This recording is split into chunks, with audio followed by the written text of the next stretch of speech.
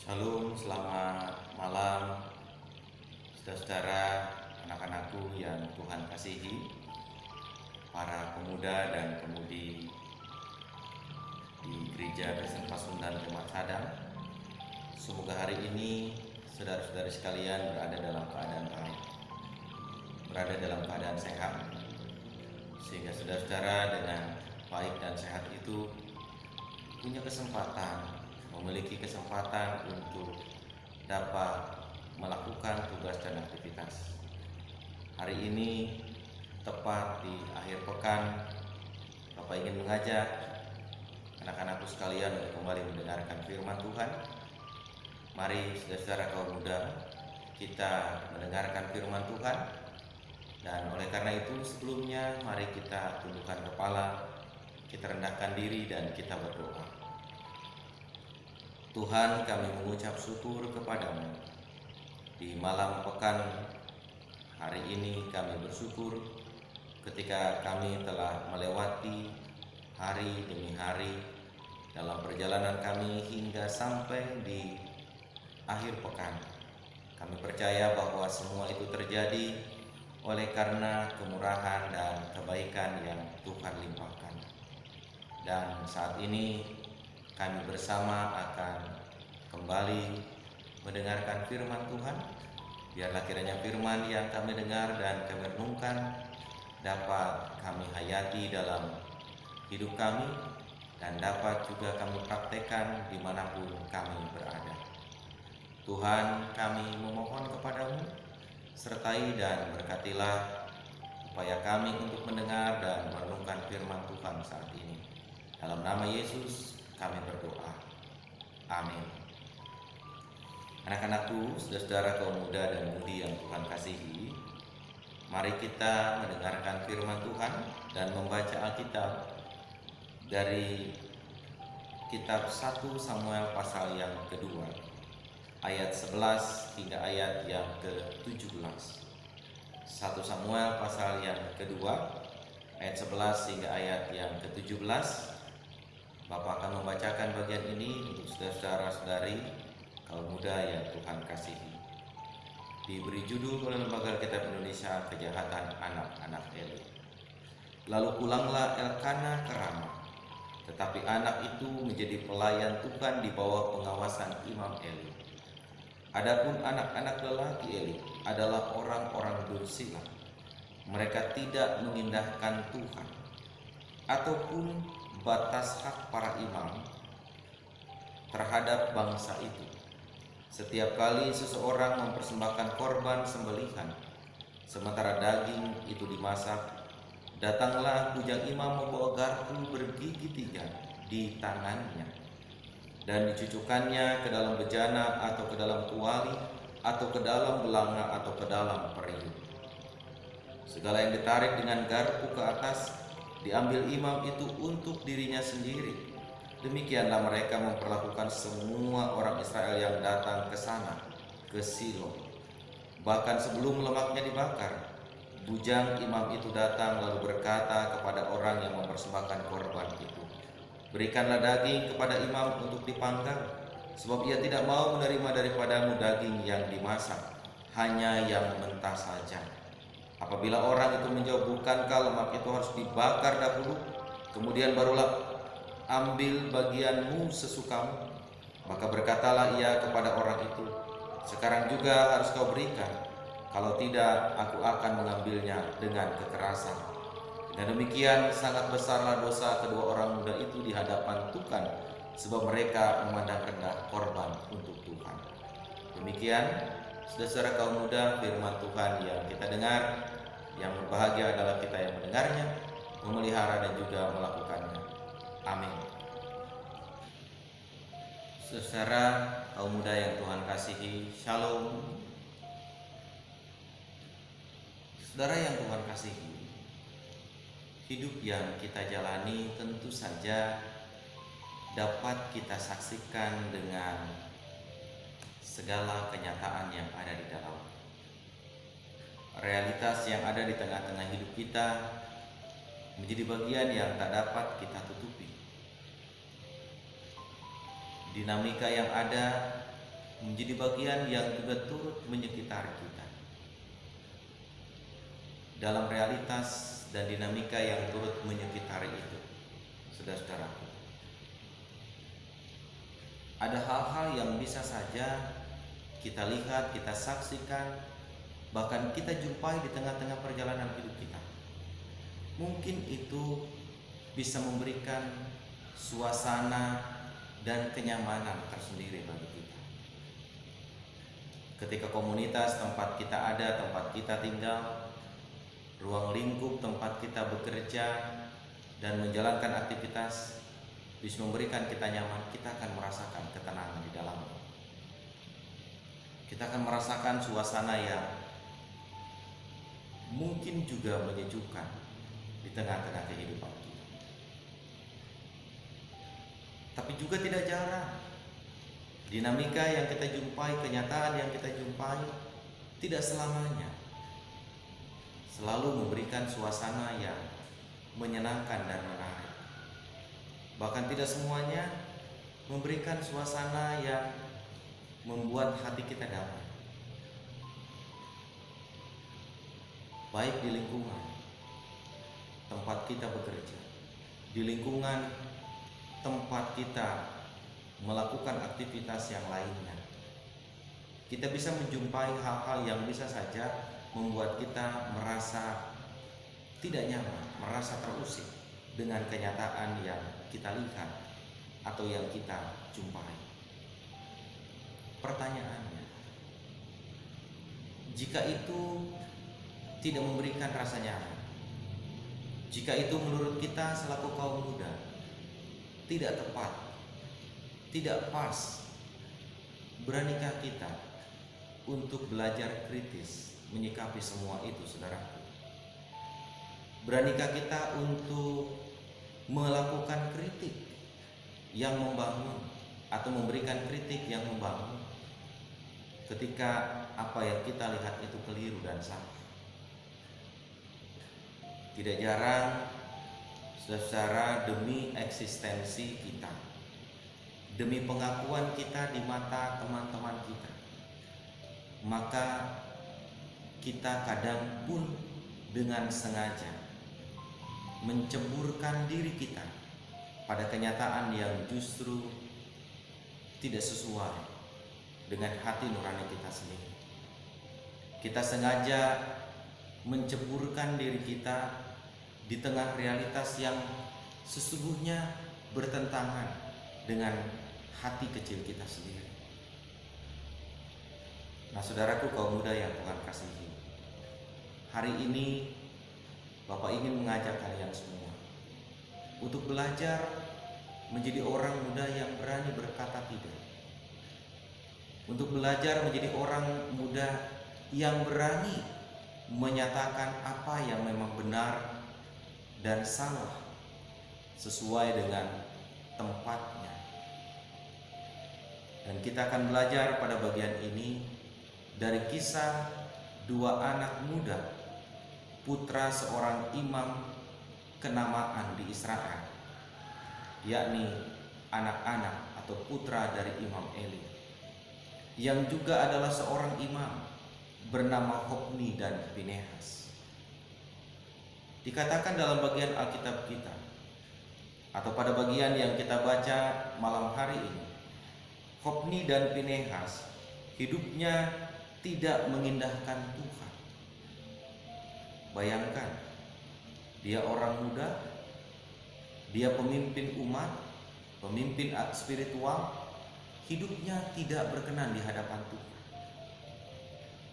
Tentu saja sekalipun dia adalah seorang imam, ketika hidupnya tidak berkenan di hadapan Tuhan, sekalipun dia adalah anak seorang pemimpin dan tokoh agama yang cukup dikenal saat itu, seharusnya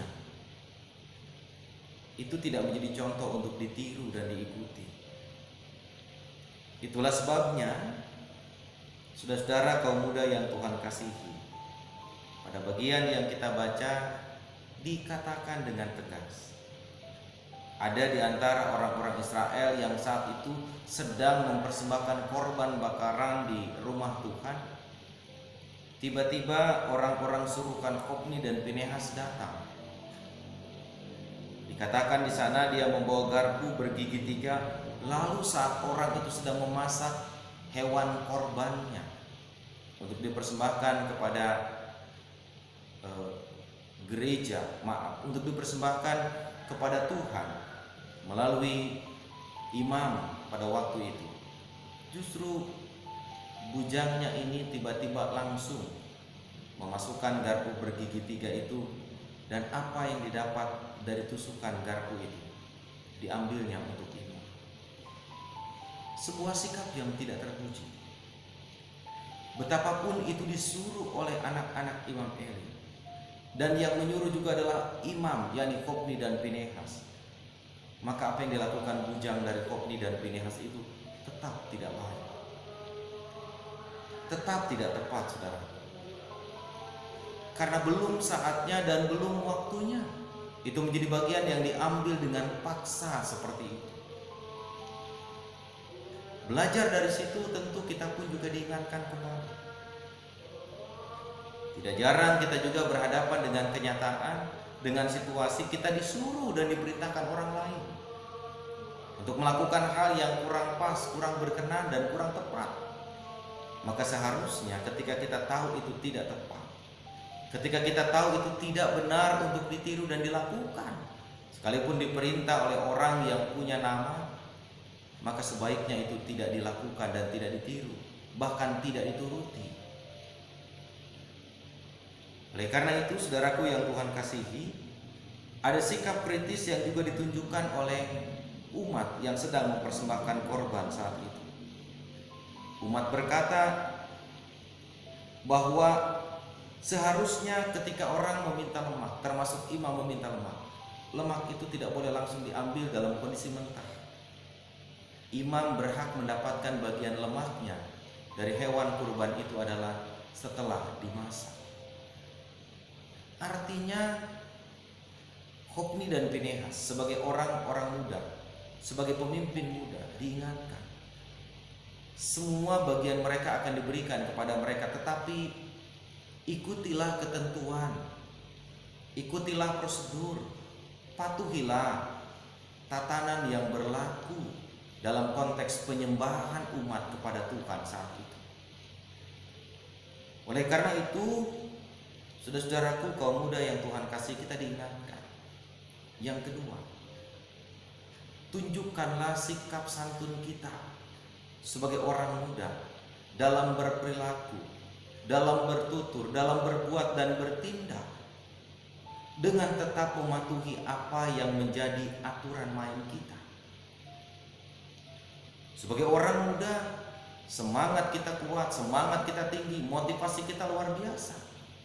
Tetapi jangan semangat yang tinggi dan motivasi yang tinggi itu justru membuat kita dibutakan oleh motivasi itu sendiri.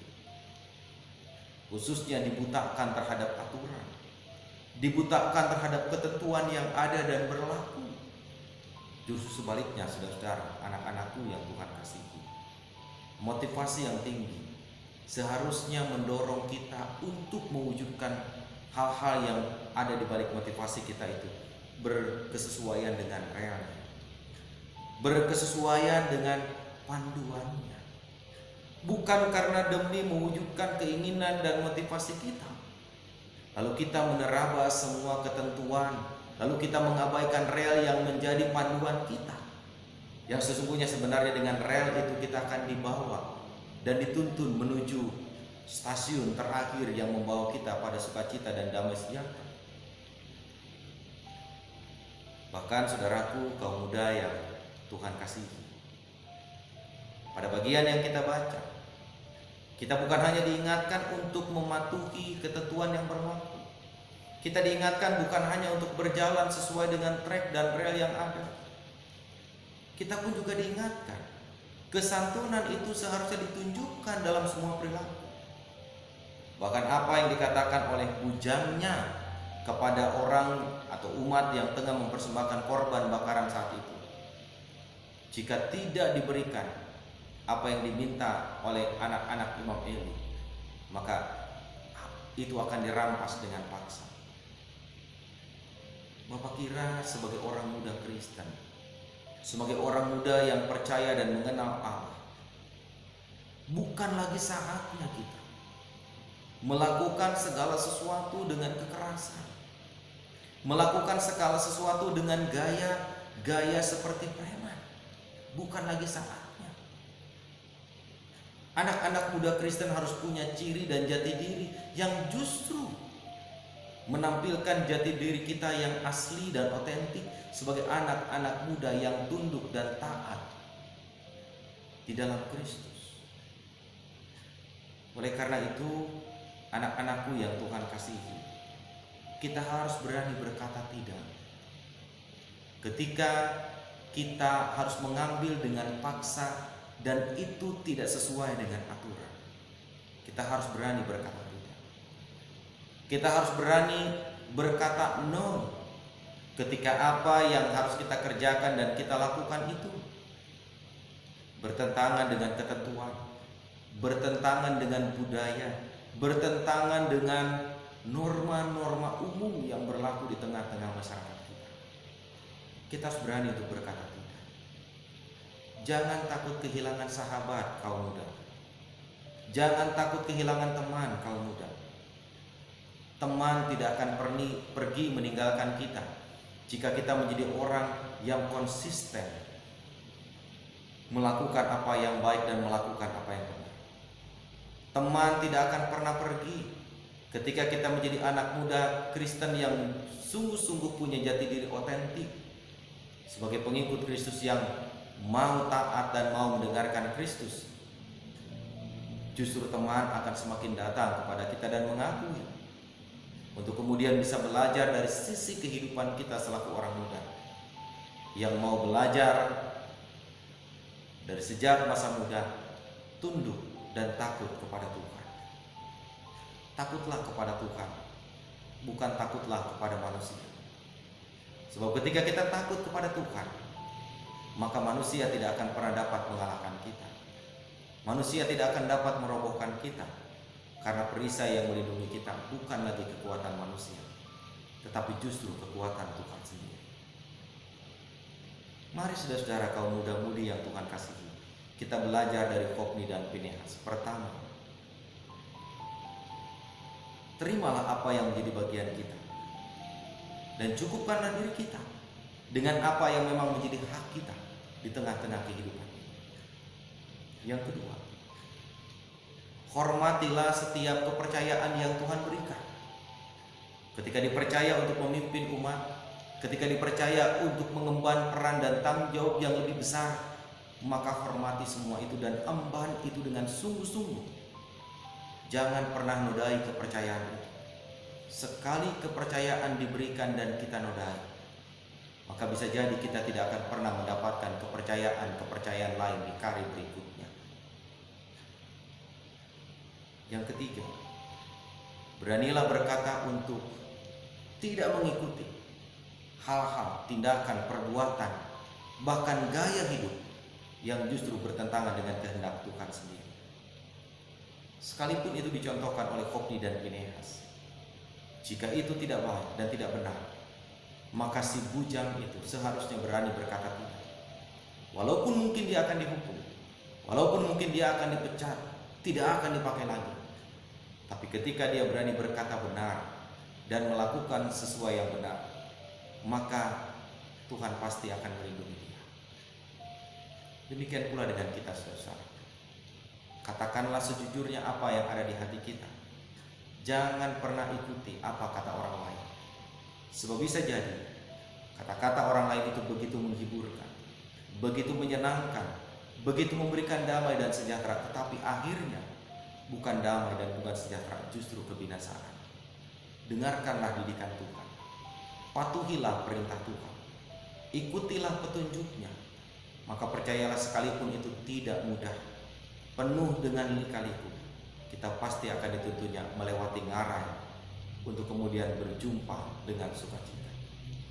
Tuhan memberkati kita, anak-anakku, hari ini dan sampai selama-lamanya, untuk dapat terus memperlihatkan jati diri kita yang otentik di mata Tuhan dan juga di mata sesama kita.